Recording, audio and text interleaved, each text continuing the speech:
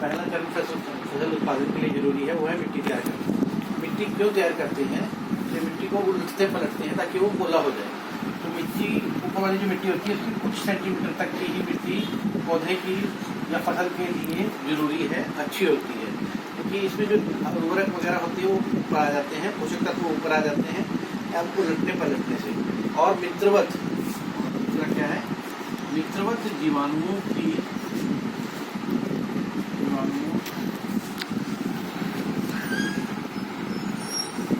मात्रा में वृद्धि होती है।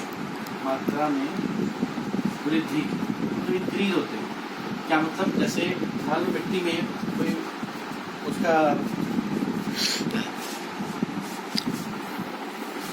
मिट्टी की मात्रा में, मिट्टी में अगर आपके पास लाल केंचुए हैं, कोई सूक्ष्म जीव हैं, तो वो जितने ज़्यादा होंगे उतना अच्छा है, उतनी ही मिट्टी को सरंध्र बनाएंगे और ऊपर ले आएंगे। तो उससे जो फसल को जितना पोषक तत्व चाहिए उतने पोषक तत्व मिल जाएंगे। और सेकेंडली उसमें जो भी मित्र जीवाणुओं की संख्या है उसमें वृद्धि होगी। ये पहला चरण था। दूसरा चरण जो है वो है बिजाई। बिजाई मतलब बीज को बोना, वो बिजाई कहलाता है। पुराने ज़माने में जैसे हल हुआ करते थे तो ऐसा हल होता था और यहाँ पे ऊपर इसके कीट के आकार की, जैसे ये ऐसे है, इसके आकार की ऊपर हुआ करती थी। इसमें जैसे जैसे वो जलते थे तो इसमें बीज गिर दिया करते थे, तो वो बीज जो है धरती में इसके सहायता से आ जाता था। लेकिन अब जो बिजाई होती है आजकल वो भी परंपरागत तरीके से ना होकर वो मशीन तरीके से होती है। इसके लिए इसे बोलते हैं कल्टीवेटर। कल्टीवेटर कैसे कार्य करता है कि सीड ड्रिल्स होते हैं, सीड ड्रिल बोलते हैं, सीड ड्रिल। सीड ड्रिल में और परंपरागत तरीके से बीज बोने में क्या अंतर है? पहला अंतर तो ये है इसमें बीज समान दूरी और समान गहराई पर, समान गहराई पर होते हैं। तो यार इससे क्या होगा? अगर बीज की दूरी ज़्यादा है, बीजों में बराबर है, डिस्टेंस पर इक्वल है, और जितनी गहराई पर एक बीज गिर रहा है उतनी ही गहराई पर बाकी के सारे सब्जियों के बीज गिर रहे हैं। तो इससे फसल जो है वो बहुत अच्छी तैयार होती है। जो बीज होते हैं उनका भी ऐसा नहीं होता कि उनके वेस्टेज हो जा रही हो, पूरे बीज जो होते हैं वो समान गहराई पर उगते जाते हैं और आपकी एक अच्छी फसल पैदावार होती है। तीसरे नंबर पर जो है वो है कि हमने उर्वरक और खाद देना।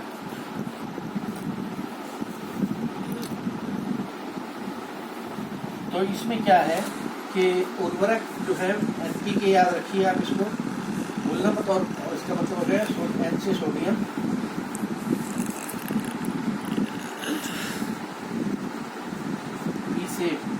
N से नाइट्रोजन,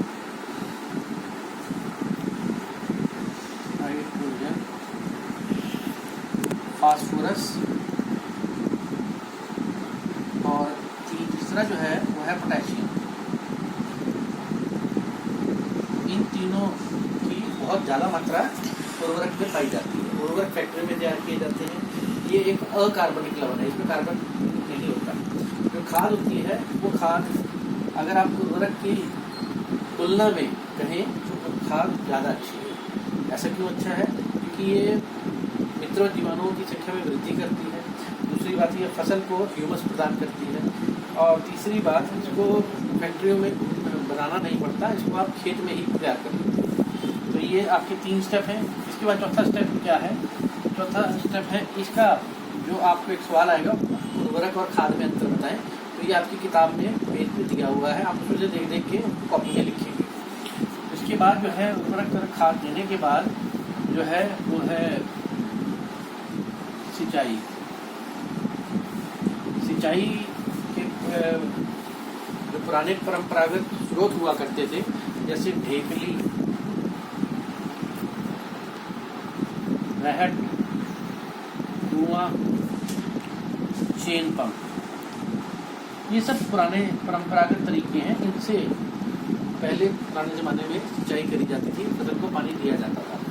लेकिन अब जो 2 तरीके आए हैं, इनमें से क्वेश्चन में जरूर आते हैं ये सिंचाई का नया तरीका बताएं। तो एक है ड्रिप तंत्र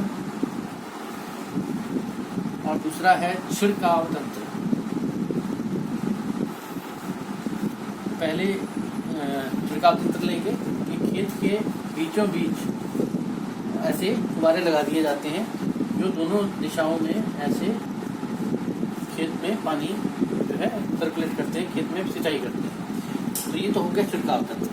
और दूसरा ड्रिप तंत्र क्या है कि जैसे खेत है और यहाँ पे फसल लगी हुई है लाइनों में, तो जहाँ पे फसल है उसके साथ साथ पाइप लगा दिए जाते हैं और पाइपों में वहीं जहाँ पौधे का जड़ होती है उसकी जड़ में यहाँ ऐसे छेद कर देते हैं पाइप में, ताकि ये ड्रिप करके एक एक बूंद करके पौधों की सीधा जड़ में जाए और पौधे को पूरा पानी मिले और पानी की वेस्टेज भी बिल्कुल ना हो। तो ये दोनों तरीके जो हैं ये पानी को बचाते हैं।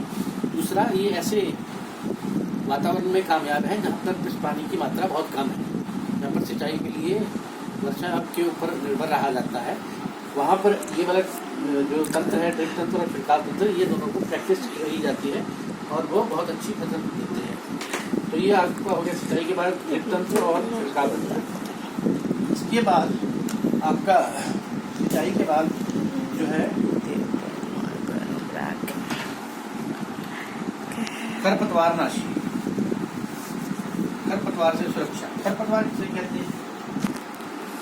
खरपतवार वो पौधे होते हैं, वो अनुवांछित पौधे, मतलब अनडिजायरेबल, हमारे को नहीं चाहिए, वो वाले पौधे जब फसल के साथ साथ उगाते हैं तो उनको खरपतवार बोलते हैं। तो इनके उगने का फसल पर क्या प्रभाव पड़ता है?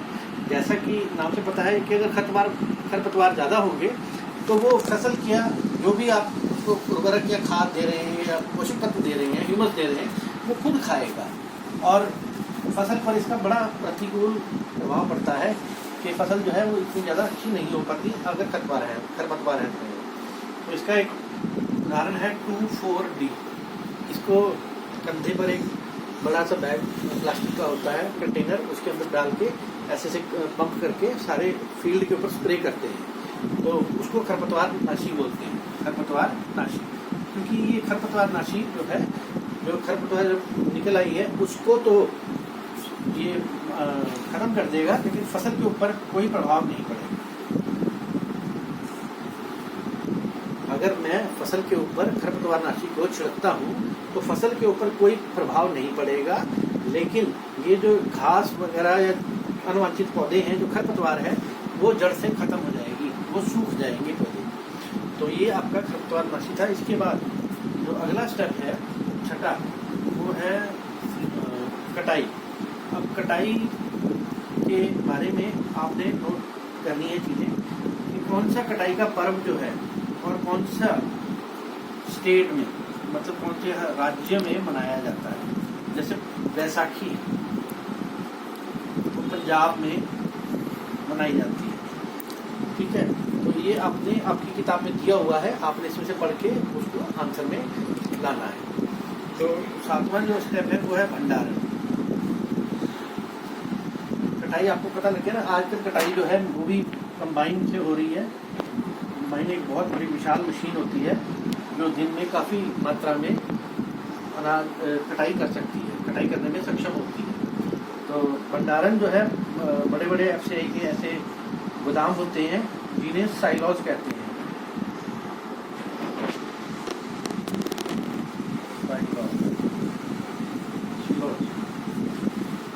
तो भंडार गृह कहिए आप इसमें मुझ जाइए कि साइलॉज कहते हैं या सिलॉज कहते हैं। आप इसको इतना रखिए कि भंडार गृह जो होते हैं गवर्नमेंट ने बनाए होते हैं, वहाँ पर इनका भंडारण होता है ताकि इनको नुकसान ना पहुँचे हमारी कटाई के हुए पौधे को।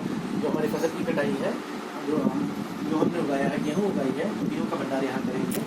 और इस तरह ये आपका पार्ट जो है खत्म होता है। इसमें एक चीज़ रहेगी छोटी सी, वो क्या है, वो है 8वां। ये 7 तो हो गए फसल से रिलेटेड। 8वां जो है वो है कि अगर हम मवेशी पालते हैं, मवेशी या जैसे भेड़, बकरियां, गाय, इसके अलावा जो हम मुर्गा पालते हैं, मुर्गी फार्म जो होता है वो हम बनाते हैं। तो इसमें 2 तरह के मुर्गे और होते हैं। एक में तो मुर्गी फार्म में तो अगर ब्रॉयलर है तो, और एक है लेयर। लेयर जो होता है वो अंडे के लिए पैदा की जाती है और ब्रॉयलर जो है वो मांस के लिए पैदा किया जाता है। क्योंकि जो ब्रॉयलर होता है मुर्गा, उसकी मसल ज़्यादा मात्रा में होते हैं, तो उसमें ज़्यादा मांस चढ़ा होता है, फैट ज़्यादा चढ़ा होता है, तो वह मांस के लिए इस्तेमाल होता है, उसका नाम है ब्रॉयलर।